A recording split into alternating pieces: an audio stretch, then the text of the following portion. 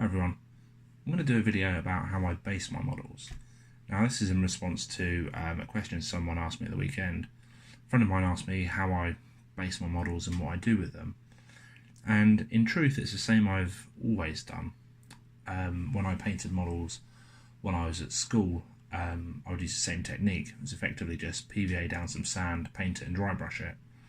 But since I got back into the hobby about 4 years ago now, I've kind of moved on slightly in that I do some things differently, but the same basic principles there. So what we've got here, as you can see, are some of the models I painted when I got back into the hobby. Now this is just sand PVA to the base. You can see on this one here, I haven't even attempted to make the plastic base merge with the base of the model, and then some static flock. This one being slightly different, and I've put some rocks down and I've put some grass tufts on. So altogether sort of just a very basic basing technique which never really took much effort. And since I got into painting Lord of the Rings miniatures, it's kind of stayed the same, and you can get slightly different effects by just changing what you're doing. So this of course is a mini diorama I did a little while ago, Sauron, Isildur and Elendil, but again it's just grit PVA glued down with some flock and grass tufts. Only this time it's been painted black and dry brush grey. The same with this diorama with Gimli here. Exactly the same pretense, just glue down the sand, dry brush over it. Sometimes I add some little extra bits. This has been press moulded from the base of a dead mummock, but beyond that, not really that much different. As you can see again, same with the troll. Occasionally I'll add in chunks. This is a bit of slate that I've added in. To add the slate in, I'll just glue the slate in place with super glue and then kind of try to merge it as much as possible into the base, either with sand or with regular polyfiller. Same here, exactly the same idea, again with a press moulded corpse from the mummock base. So they're all very similar. In the main idea is sand, grit and paint. Again here a little bit of slate. The slate's been painted the same colour to match the grit underneath, just to give a slight variation in the bases. This is one of the most recent models I finished, and this one's got some just grass tufts and flower tufts on it, so not even any regular flock used on this one, but it just gives it a little bit more of a colourful base, especially for good models. It doesn't work as well on evil models because of course nothing grows in Mordor. And one other thing I've experimented with recently is resin bases. Now these are from a company called Generation Shift, and they make and sell resin bases. They're relatively inexpensive actually. I think I might have one. Yeah. So they come as grey plastic. I prime them black with a spray primer and then paint them. So this has just been dry brushed.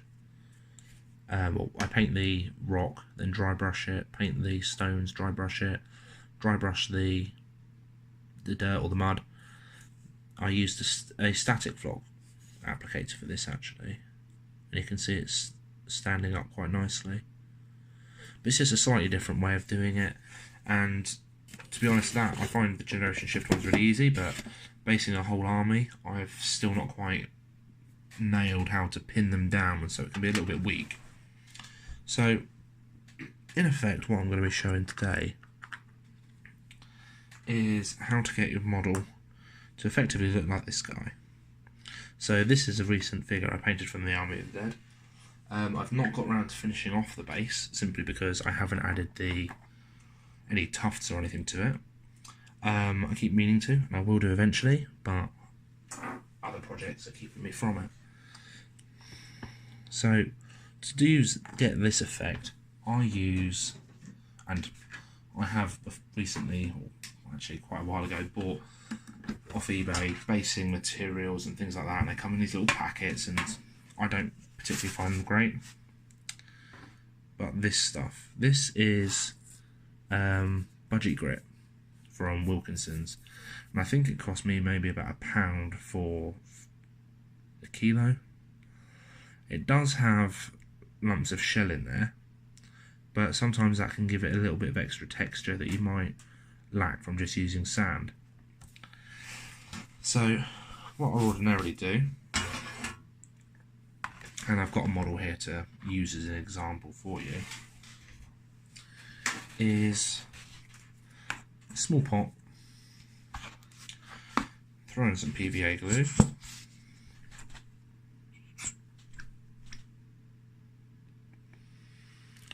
don't need that much, depends how much you're doing.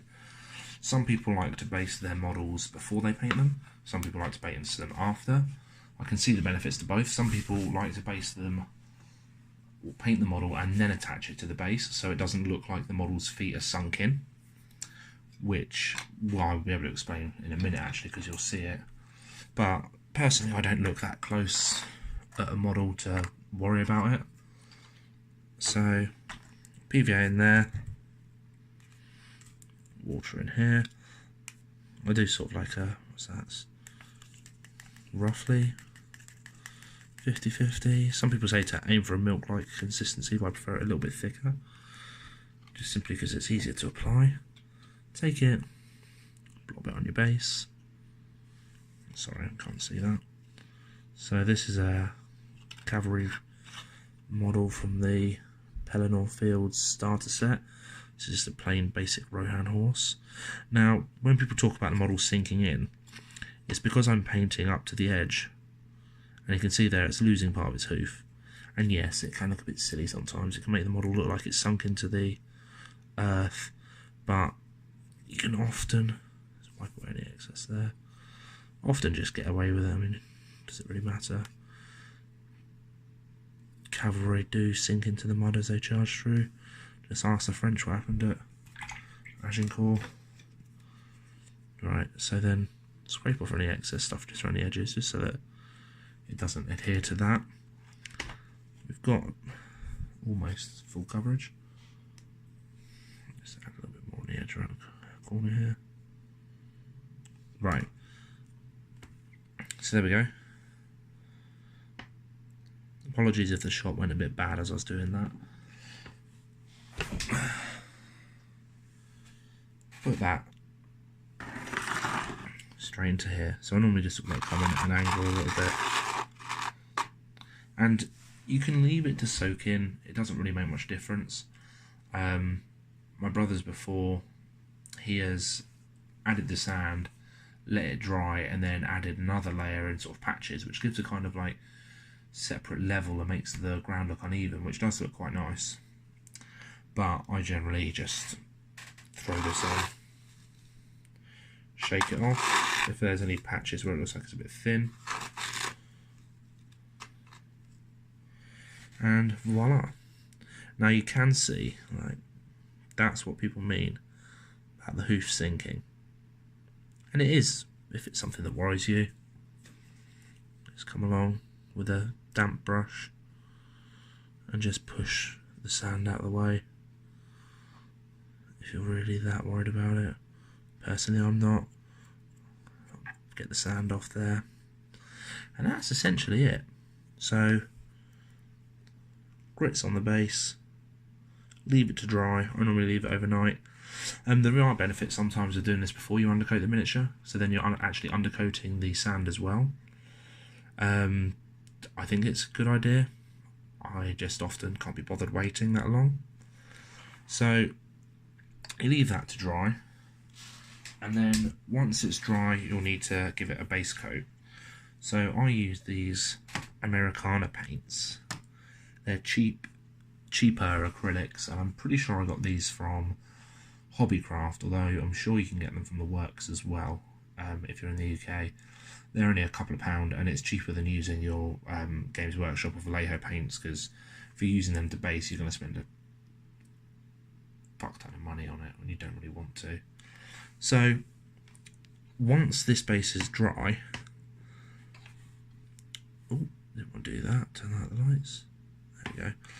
I'll add a little bit of the Americana, and this is a burnt umber, so it's a dark, very dark brown, and I'll add it into some watered down PVA. So that means when I'm painting on the base layer, it's not just painting on paint, it's painting on PVA, which gives it an extra layer of protection so that it won't start flaking off. So you'll have effectively a PVA sandwich, you'll have PVA on the bottom, then you'll have sand, and then you'll have a layer of paint and PVA over the top. So it kind of locks it right down. And after that's all dried, and sometimes it can take a couple of coats to get a nice layer, you might sometimes see streaks of black through the rim still. I mean, if you're looking to paint the rim black, that's fine. Like this guy. You can paint the rim black. You can see there actually I've got sand stuck on the edge because I wasn't very careful. Whoops, didn't want to do that. Oh well. Once it's all dry and it's a solid brown, I come in with this. So this is another Americana one. It's a fawn colour. It's effectively like a cream. Probably not far off Games Workshop's Shabbity Brown, and certainly not far off the Vallejo Iraqi Sand. And I just give it a dry brush, very light dry brush. You don't want to put too much on. Dry brush around the edge of the model. So if I was using a dry brush, I normally use the small one, and then just, well, you know how to dry brush, it's easy. Go around the edges, try not to get too much on the model. If you do get it on the model, it's not a problem, because sometimes it can look a little bit like weathering, so you won't need to worry about it too much. But that's it, really. You can then go on to add any other effects you want. So in some of mine, I've added some extra rocks. They're just taken from pebbles. I think I got them off eBay. They're very, very small. What's it? They're called pea gravel, I think it is. Pea gravel. I can't remember. They're roughly the size of peas, and you can get them from a hardware shop, and you'll end up with more than you need. So it's sometimes worth paying more on eBay just to get a manageable amount. You can add things like static grass. This is quite a nice one actually. It's Pecco 2mm dead grass. That's the same which is on this Generation Shift base. So quite short but effective looking. I have got a mix of grasses really. This is a 4mm from materials.com. I don't know, I just got it off eBay. Just a 4mm static grass. It's a little bit longer. I think I'd probably go for 2, 3 and 4mm. Anything longer could be a bit of a pain to apply. What else have I got in here? Got some other funs and games. I don't know what this is. Something I picked up off eBay. I think it's like a forest floor covering. Picked up a couple of bags of that actually. It's not particularly great stuff. But you can add anything you want. You can add tufts. I've used tufts from Army Painter on eBay. That's where I got these nice big flower tufts from. These are tufts from Gamer's Grass, which are really nice. You can get tufts from Army Painter. I think it's Mini Natur, which is I believe a German company.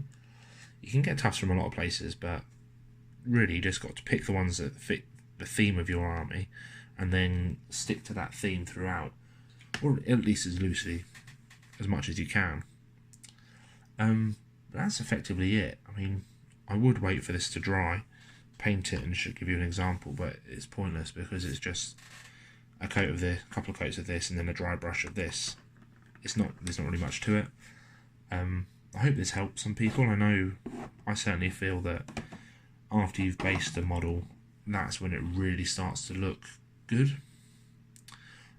These are still not finished in my opinion because I haven't added anything to the bases. I'm just waiting to see what really takes my fancy, because they're a little bit different from my normal armies. So yeah, I mean, I hope, as I said, I hope that helps someone. If you've got any questions, add something in the comments, and I'll get back to you as soon as I can. But thanks for watching, and I'll see you all soon. Bye.